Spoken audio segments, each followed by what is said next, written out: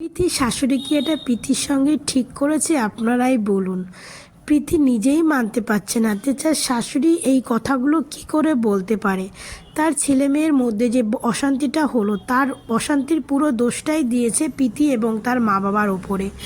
তার মায়ের কথা, প্রীতির শাশুড়ির কথা। সে বলছে যে প্রীতি মা বাবা এবং প্রীতির সঙ্গে নাকি রনর খুব ঝগড়া অশান্তি চলছে, সেই রাগটা এসে তাদের ওপরে দেখিয়েছে এবং তার দিদির ওপরে দেখিয়েছে রণ। তো রণ কি এতটাই বোকা না বাচ্চা ছেলে? সে প্রীতির পরিবারের রাগ এসে তার নিজের পরিবারের ওপরে দেখাবে?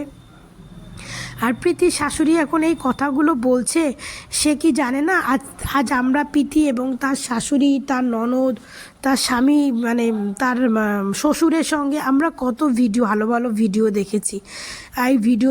তখনও হয়তো প্রীতি আর এরকম তার শ্বশুরবাড়ির মধ্যে এরকম অনেক ঝগড়া অশান্তি হতো, বাট সেটা প্রীতি প্রকাশ করতো না, তাই আমরা জানতে পারিনি। কিন্তু প্রীতি সেটাকে সহ্য করে গেছে, কিন্তু রণও হয়তো আর সহ্য করতে পারছিল না, তার জন্য রণও সেটাকে মিডিয়া করে ফেলেছে।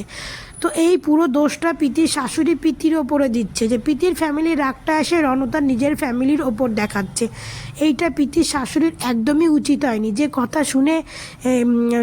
কথা শুনে প্রীতি এবং রণর এত ফ্যান্সরা তারা সত্যি খুব রেগে গেছে। তারা এতটাই রেগে গেছে যে এদেরকে কমেন্টগুলো করেছে, কমেন্টগুলো একবার পড়ে তোমরা দেখো।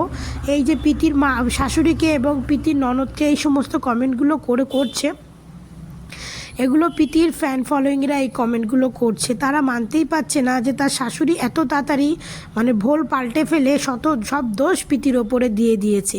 তো আমরা দেখে এসেছি যে ছেলে বা শ্বশুরবাড়ির কোনো অশান্তি হলে বা বৌমার কোনো অশান্তি হলে শাশুড়ি ননদরা সবসময় ভাইয়ের বউ ছেলের বউয়েরই দোষটা দেয়, যে যত দোষ ছেলের বউয়ের, যত দোষ ভাইয়ের বউয়ের, তাদের কোনো দোষ নেই, তারা হচ্ছে ধোয়া তুলসী পাতা।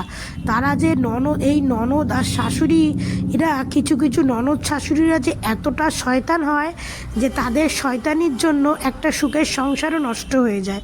সেটাই রণপ্রীতিকে দেখেই আমরা বুঝলাম যে রণপ্রীতির সুখের সংসারটা আজকে তার শাশুড়ি এবং